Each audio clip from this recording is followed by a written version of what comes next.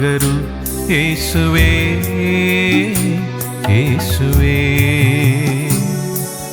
നിൻ സ്നേഹമൊന്നേ ഹൃദയമറിയാൻ വരം ചൊരിയൂ യേശുവേ, യേശുവേ. നിൻ നാമമൊന്നേ നാവിലുണരാൻ സ്വരം പകരൂ യേശുവേ, യേശുവേ.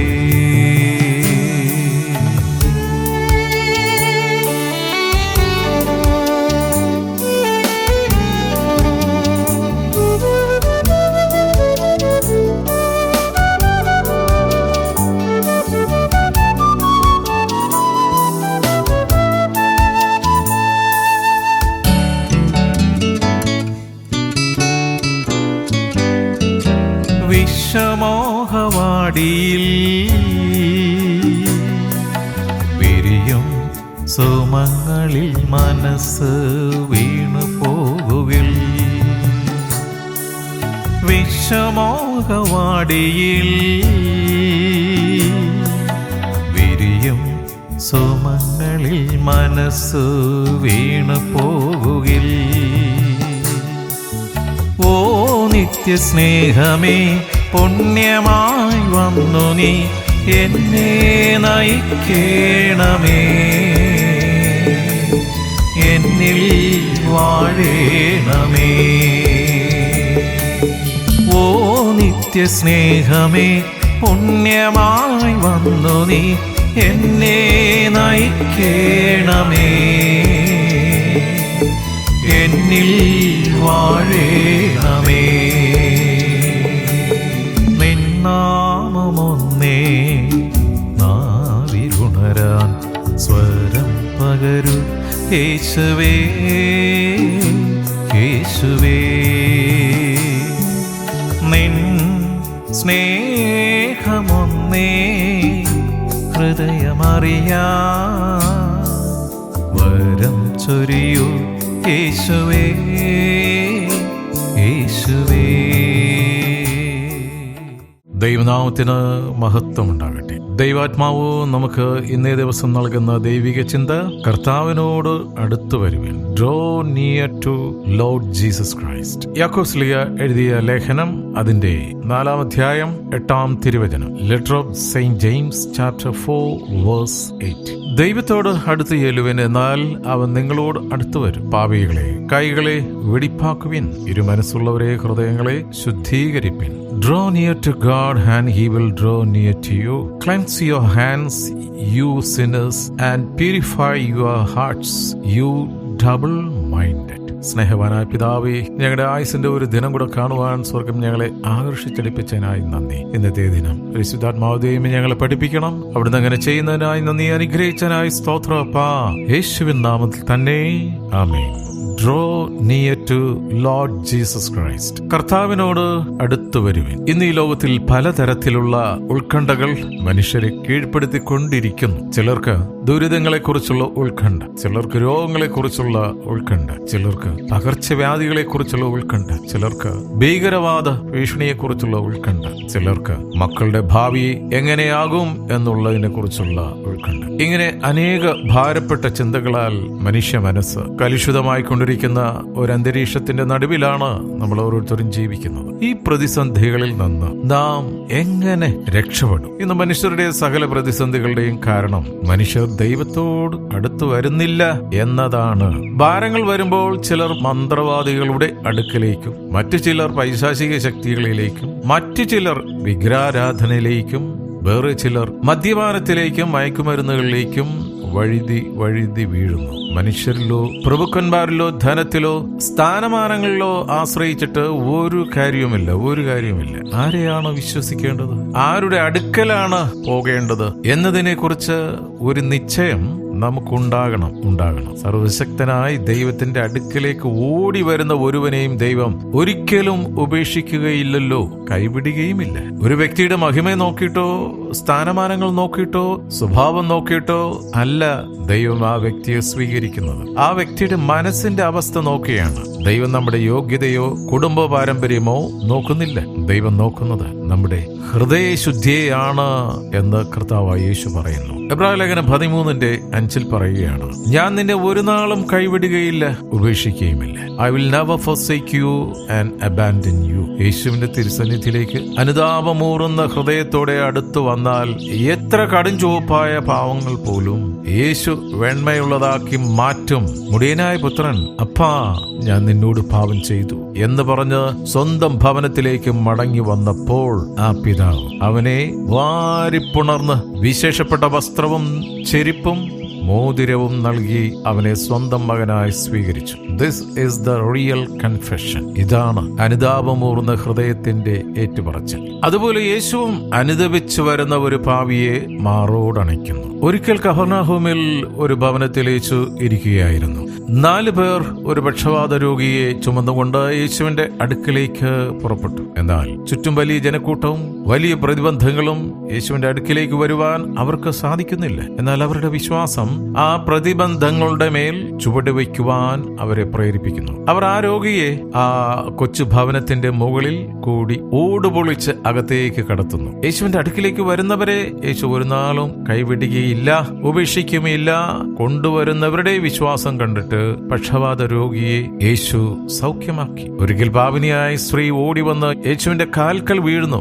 യേശു അവളുടെ കണ്ണീർ തുടച്ച് അവൾക്ക് പാപമോചനം നൽകുന്നു. മറ്റൊരു സന്ദർഭത്തിൽ ഒരു കനാന്യ സ്ത്രീ ഓടി വന്ന് യേശുവിന്റെ വസ്ത്രത്തിന്റെ തൊങ്ങൽ തൊടുന്നു. തൊട്ട മാത്രയിൽ അവളുടെ രക്തസ്രാവം നിന്നു. യേശുവിന്റെ അടുക്കൽ വന്ന കുഷ്ഠരോഗികളെയും മുടന്തരെയും ഊമരെയും കുരുടരെയും നാനാവിധ വ്യാധി ഉള്ളവരെയും യേശു സൗഖ്യമാക്കി. യേശുവിനെ കാണുവാൻ വന്ന സക്കായിയെ യേശു കണ്ടു. തന്റെ ജീവൻ വെടിയുന്ന സമയത്ത് പോലും തന്നിലേക്ക് തിരിഞ്ഞ് ക്രൂശിലെ കള്ളനോട് യേശു പറഞ്ഞു, നീ ഇന്ന് എന്നോട് കൂടി പറുദീസായിൽ ഇരിക്കും. കർത്താവിനോടുകൂടെ ക്രൂശിക്കപ്പെട്ട 2 പേരിൽ അവർ കള്ളന്മാരാണെന്നുള്ള തെളിവില്ല.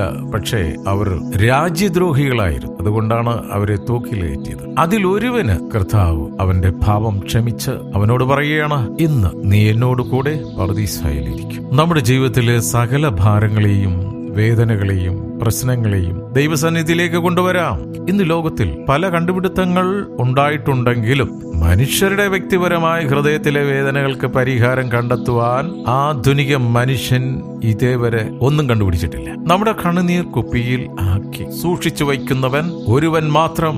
നമ്മുടെ ഉള്ളങ്ങളിലെ വേദന അറിയുന്നവൻ ഒരുവൻ മാത്രമേ ഉള്ള അരുമനാഥനായ യേശു ക്രിസ്തു മാത്രമാണ്. മറ്റുള്ളവർ നമ്മെ മനസ്സിലാക്കാതെ വരുമ്പോൾ, മറ്റുള്ളവർ നമ്മുടെ വേദനകളെ അറിയാതെ പോകുമ്പോൾ, ജീവിതത്തിൽ പരിഹാസങ്ങളും നിന്ദകളും ചുമക്കേണ്ടി വരുമ്പോഴും, ജീവിതത്തിൽ ഏകാന്തയുടെ അനുഭവങ്ങൾ ഉണ്ടാകുമ്പോഴും, അപ്രതീക്ഷിതമായ പല സംഭവങ്ങൾ ജീവിതത്തിൽ വന്നുകൊണ്ടിരിക്കുമ്പോൾ നമുക്ക് ഓടിയണയാൻ, മാർവിൽ ചാരുവാൻ ഒരു പിതാവുണ്ട്. ആ പിതാവിന്റെ പേരാണ് യേശു ക്രിസ്തു. അവിടുന്ന് പറയുകയാണ് മത്തായി 11:28, അധ്വാനിക്കുന്നവരും ഭാരം വഹിക്കുന്നവരുമായുള്ളവരെ എല്ലാവരും എന്റെ അടുക്കൽ വരുവിൻ, ഞാൻ നിങ്ങളെ ആശ്വസിപ്പിക്കാം. Come near to me and I will comfort you. കർത്താവിന്റെ അടുത്ത് എന്നാൽ മാത്രമേ ആ ഒരു സ്പർശനവും ആ ഒരു സൗഖ്യവും വിടുതലും ലഭിക്കുകയുള്ളൂ. ദൂരെ മാറിയുന്ന കിട്ടത്തില്ല. എത്ര വലിയ ഭാരമുള്ള വിഷയമാണെങ്കിലും യേശുവിന്റെ അടുക്കലേക്ക് കൊണ്ടുവരാം, യേശുവിന്റെ കരങ്ങളിലേക്ക് കൊടുക്കാം. 5 അപ്പവും 2 മീനും യേശുവിന്റെ കരങ്ങളിലേക്ക് കൊടുത്തപ്പോൾ അത് 5000 പേരെ പോഷിപ്പിക്കുകയും 12 കൊട്ടകളിൽ ശേഷിപ്പിക്കുകയും ചെയ്തു. ഒരു മഹാ അത്ഭുതമായി ദൈവം അതിനെ മാറ്റി. നാം താഴ്മയുടെ ദൈവസന്നിധിയിൽ ചെന്നാൽ അവൻ നമ്മെ തക്ക സമയത്ത് ഉയർത്തും. ആകുല ചിന്തകളാൽ മനം വാടിപ്പോകരുത്, മടുത്തു പോകരുത്. നമ്മളിൽ ജ്വലിച്ചുകൊണ്ടിരിക്കുന്ന അഗ്നിയെ ചാരം മൂടി കെട്ടി ശോഭ നഷ്ടമാക്കാൻ ഇടവരുത്തരുത്. വചനമാകുന്ന തീയാൽ അതിനെ തീയിലൂതി അനുദിനം ജ്വലിപ്പിക്കണം. അതുകൊണ്ട് ദൈവത്തോടടുക്കുന്നത് വചനത്തിൽ കൂടി മാത്രമാണ്. വചനം ഇരുവായ്ത്തലേക്കാൾ മൂർച്ചയുള്ളതും അത് ആത്മാവിനെയും തുളച്ച് കയറി പരിണാമം വരുത്തുന്നതും ആകുന്നു. വചനം ജീവിതത്തിന്റെ ഭാഗമാക്കി യേശുവിൽ കൂടെ ആത്മശുദ്ധി വരുത്താം. യാക്കോസ്ലിഹ 4:8-10 വാക്യങ്ങൾ, ദൈവത്തോട് അടുത്തു ചെല്ലുവിൻ, എന്നാൽ അവൻ നിങ്ങളോട് അടുത്തു വരും. പാപികളെ കൈകളെ വെടിപ്പാക്കുവിൻ, ഇരുമനസ്സുള്ളവരെ ഹൃദയങ്ങളെ ശുദ്ധീകരിപ്പിൻ. കർത്താവിന്റെ സന്നിധിയിൽ താഴുവിൻ, എന്നാൽ അവൻ നിങ്ങളെ ഉയർത്തും. ഈ ചിന്തകളാൽ നമുക്ക് പ്രാർത്ഥിക്കാം. ഹല്ലേലൂയ. സ്തോത്രം, സ്തോത്രം, സ്തോത്രം, സ്തോത്രം. കരുണാസമ്പന്നനായ സ്വർഗീയ പിതാവേ, ഇന്ന് തിരുവചനം കേട്ട ഓരോ മക്കളെയും അനുഗ്രഹിക്കണം. അപ്പാ, ഞങ്ങളെ കുടുംബമായി തിരുക്കരങ്ങൾ തരുന്നു. ഹല്ലേലൂയ. മടുത്തു പോകാതെ അടുത്തു വരുവാൻ, നിരാശപ്പെട്ട് മാറി നിൽക്കാതെ ധൂർത്തപുത്രനെ പോലെ അനുതാപമൂർന്ന ഹൃദയത്തോടെ അവിടുത്തെ അടുത്തേക്ക് വരുവാൻ ഞങ്ങളെ ആകർഷിച്ചടിപ്പിക്കുന്നതിനായി സ്തോത്രം. ഞങ്ങൾ ഓരോരുത്തരും ചേർന്ന് നിൽക്കുന്ന കൂട്ടായ്മയെ അനുഗ്രഹിച്ച് പ്രാർത്ഥിക്കുന്നു. കർത്താവേ, വിശ്വാസ ജീവിതത്തിൽ മടുപ്പ് വരാതെ അനുദിനം അവിടുത്തോട് ചേർന്ന് സഞ്ചരിക്കുവാൻ ഞങ്ങളെ ഓരോരുത്തരെയും സഭയായി അനുഗ്രഹിക്കണം.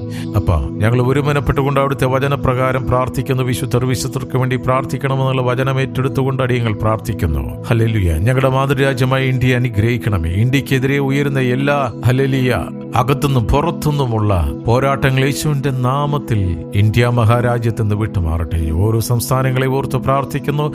വിശേഷാൽ കർണാടകത്തെയും കേരളത്തെയും തമിഴ്നാടിനെയും സമർപ്പിച്ച് പ്രാർത്ഥിക്കുന്നു. ഹല്ലേലൂയ. സ്തോത്രം കർത്താവേ. ദൈവവുമായിട്ടുള്ള വ്യക്തിപരമായ ബന്ധം ഓരോ മക്കൾക്കും നൽകണമേ എന്ന് പ്രാർത്ഥിക്കുന്നു കർത്താവേ. അങ്ങിൽ മാത്രമാണ് ആശ്വാസത്തിന്റെ വിടുതലുള്ളതെന്ന് അല്ലെങ്കിൽ യൗവനത്തിൽ തന്നെ മക്കൾ മനസ്സിലാക്കട്ടെ. ഞങ്ങൾക്ക് തന്നിരിക്കുന്ന തലമുറകളെ അനുഗ്രഹിച്ചു പ്രാർത്ഥിക്കുന്നു. ഹല്ലേലൂയ. ഹാനോക്ക് അവിടുത്തോട് ചേർന്ന് നടന്നതുപോലെ ഞങ്ങളുടെ തലമുറകൾ അവിടുത്തോട് ചേർന്ന് നടക്കട്ടെ. അവർ പഠിക്കുന്ന സ്കൂളിലെയും കോളേജസിനും അനുഗ്രഹിക്കണമേ. അവരുടെ ബുദ്ധിമണ്ഡലത്തെ അനുഗ്രഹിക്കണമേ. ഹല്ലേലൂയ. നിരാശ യേശുവിന്റെ നാമത്തിൽ മക്കളുടെ ജീവിതത്തിൽ നിന്ന് വിട്ടുമാറട്ടെ, ഭയം വിട്ടുമാറട്ടെ. ഹല്ലേലൂയ. സ്തോത്രം. ഹല്ലേലൂയ. ആധുനിക ഡിജിറ്റൽ വേൾഡിൽ ഹല്ലേലൂയ മക്കൾ കുടുങ്ങിപ്പോകാതെ അതിന്റെ കെണികളെ തിരിച്ചറിയാനുള്ള പരിജ്ഞാനം ഞങ്ങളുടെ മക്കൾക്ക് പകരണമേ എന്ന് പ്രാർത്ഥിക്കുന്നു കർത്താവേ. ഞങ്ങൾക്ക് തന്നിരിക്കുന്ന നന്മകൾക്കായി സ്തോത്രം, വയലുകൾക്കായി സ്തോത്രം, തോട്ടങ്ങൾക്കായി സ്തോത്രം. ഹല്ലേലൂയ. ബിസിനസ്സിനായി സ്തോത്രം, അതിന്റെ അതിരുകളെ അവിടുന്ന് വിശാലപ്പെടുത്തുന്നതിനായി സ്തോത്രം. അപ്പാ, അവിടുന്ന് സൗഖ്യമാക്കുന്ന കർത്താവാണല്ലോ. ഹല്ലേലൂയ. ഞങ്ങൾ ഓരോരുത്തരും കർത്താവേ, ഹല്ലേലൂയ, ഞങ്ങളുടെ പ്രാർത്ഥന സഹായം ആവശ്യപ്പെട്ടിരിക്കുന്ന വിശേഷാൽ രോഗികളായിട്ടുള്ള ഞങ്ങളുടെ മക്കൾക്ക് വേണ്ടി, സഹോദരങ്ങൾക്ക് വേണ്ടി, ബന്ധുമിത്രാദികൾക്ക് വേണ്ടി പ്രാർത്ഥിക്കുന്നു.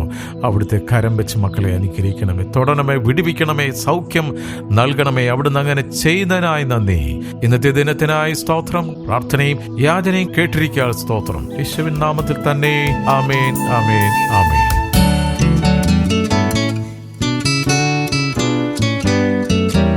എന്റെ ചിന്തധാരയിൽ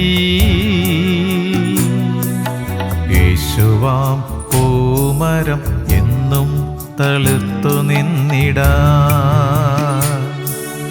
എന്റെ ചിന്തധാരയിൽ യേശുവാം പൂമരം എന്നും തളിർത്തു നിന്നിടാ. ഓ നിത്യസ്നേഹമേ, പുണ്യമായി വന്നു നീ എന്നെ നയിക്കേണമേ. എന്നിൽ വാഴേണമേ. ഓ നിത്യസ്നേഹമേ, പുണ്യമായി വന്നു നീ എന്നെ നയിക്കേണമേ. എന്നിൽ വാഴേണമേ. നിന്നാമമൊന്നേ നാവിലുണരാൻ സ്വരം പകരൂ യേശുവേ, യേശുവേ. നിൻ സ്നേഹമൊന്നേ ഹൃദയമറിയാൻ